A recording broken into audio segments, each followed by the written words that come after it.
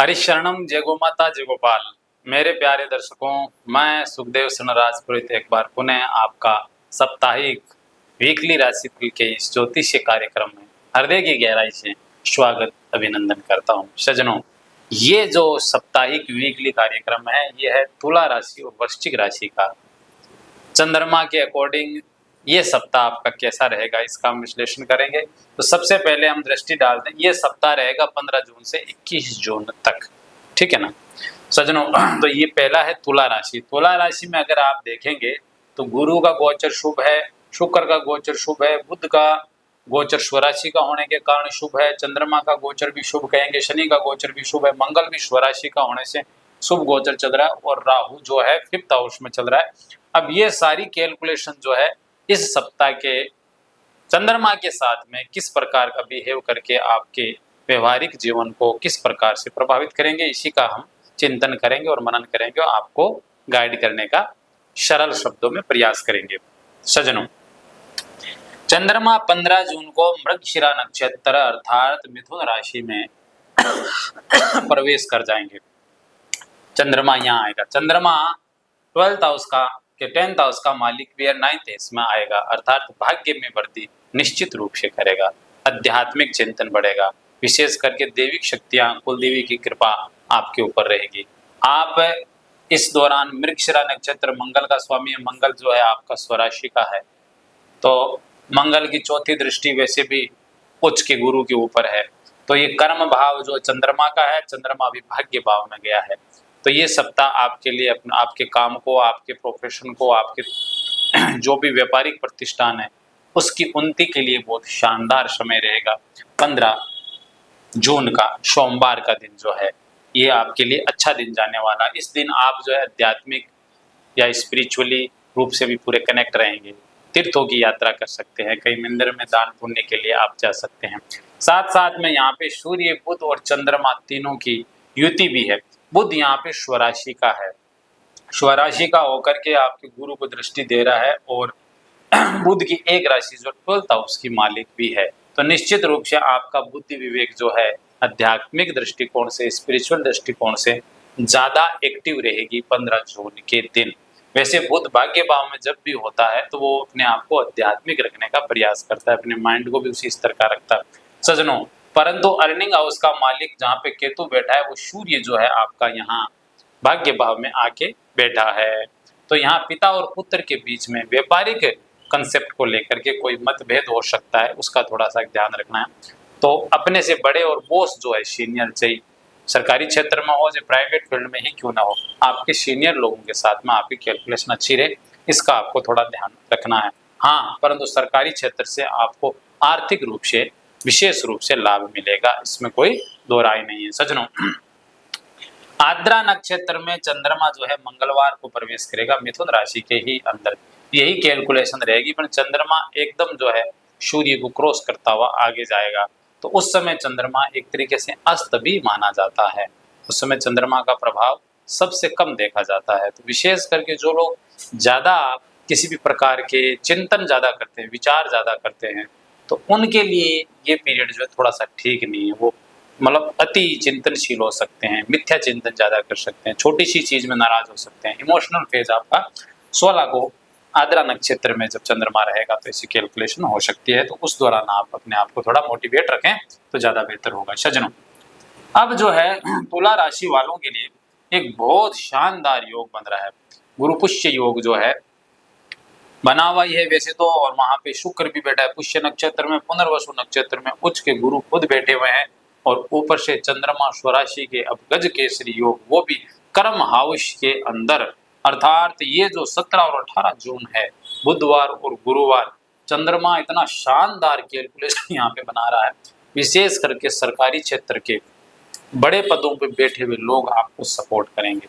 आप दूध उत्पादन का काम कर रहे हो, डेयरी का काम कर रहे हो, कपड़ा गारमेंट का काम कर रहे हो, या किसी बड़े पीवीटी लिमिटेड या बड़ी कंपनी को आप रन कर रहे हो, मैनेजमेंट के क्षेत्र में, बैंकिंग के क्षेत्र में, फैशन डिजाइन, कला, आर्ट लॉबी जितनी है उससे रिलेटेड अगर आप चाहे जॉब कर रहे हो चाहे अपना खुद का बिजनेस क्यों न रन कर रहे हो, ये जो तीनों ग्रह जो है चंद्रमा, गुरु और ये शुक्र की जो युति है गज केसरी योग, ये बहुत शानदार और सफलतम योग जो है बनाएगा। इस दौरान अगर आप किसी भी काम के लिए सामने वाले को अगर आप कन्विंस करने में सफलता प्राप्त करेंगे और आपको वो आपका काम करेगा भी, ये आपके लिए एक पॉजिटिव संकेत जो है। बुधवार गुरुवार के दिन कैसा भी काम हो, आपको लगता हो कि ये काम नहीं हो रहा है कई दिनों से, तो उसके लिए भी आप इन 2 डेट में अगर प्रयास करेंगे तो आपके कर्म को सफलता मिलेगी ही मिलेगी।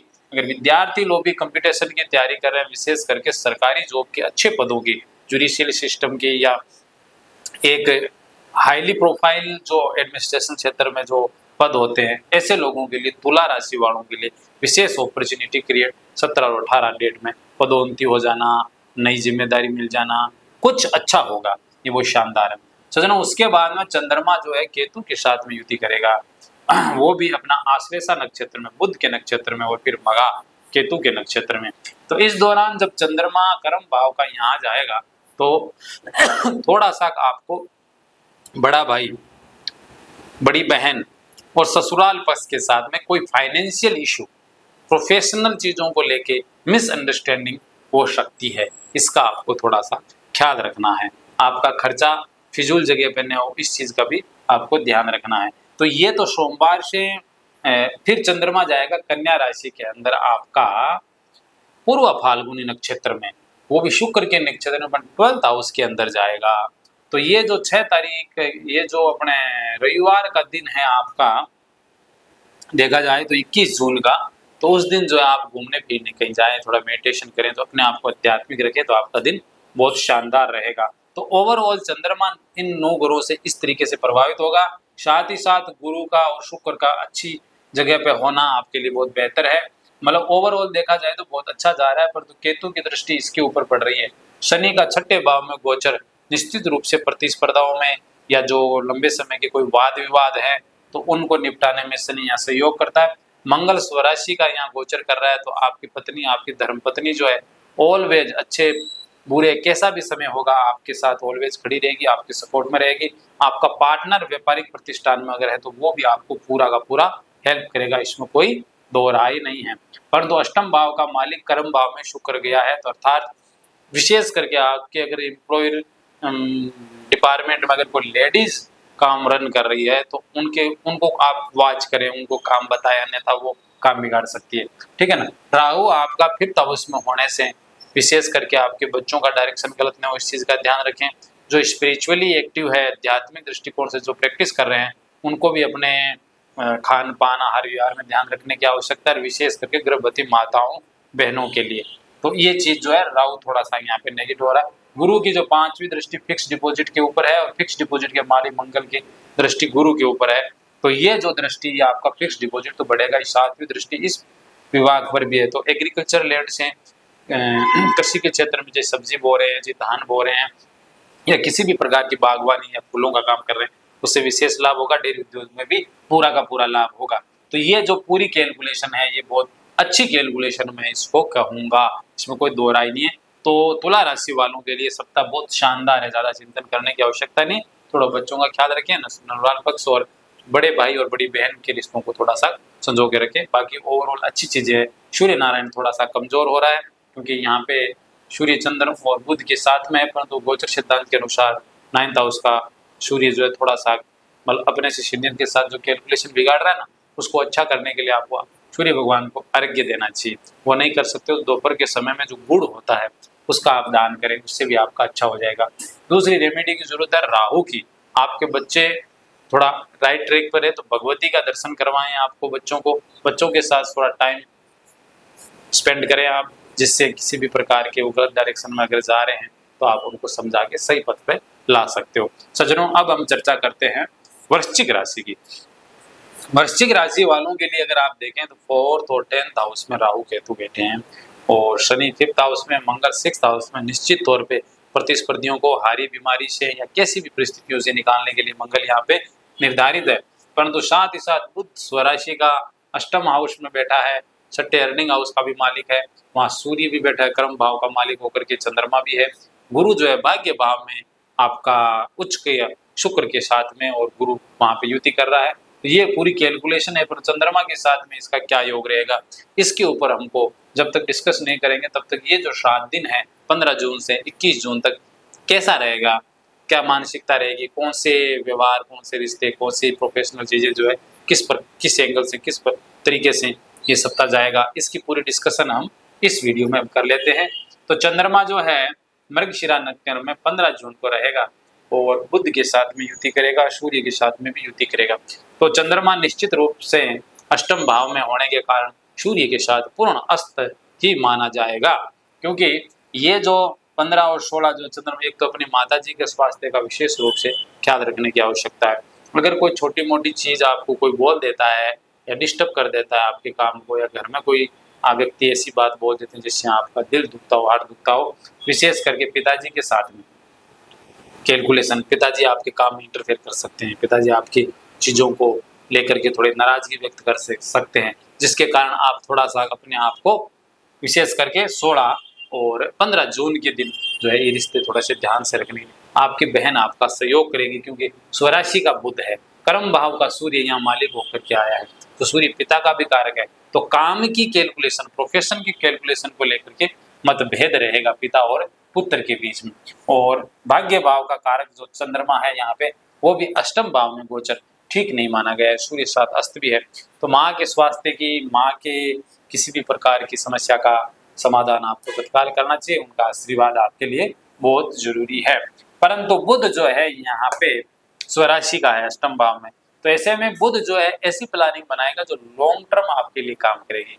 आप इस 15 और 16 को कुछ प्लानिंग बनाइए, और ऐसी प्लानिंग बनाइए जो आगे जाके आपको प्रॉफिटेबल होगी, क्योंकि ये जो 15 और 16 की जो डेट है ना, ये आपको मतलब कुछ विशेष प्लानिंग बनाने के लिए अपने आपके मस्तिष्क को विवश करेगी, कुछ गहरा चिंतन करने के लिए विवश करेगी, क्योंकि अष्टम भाव गुप्त भाव है, रहस्य का भाव है।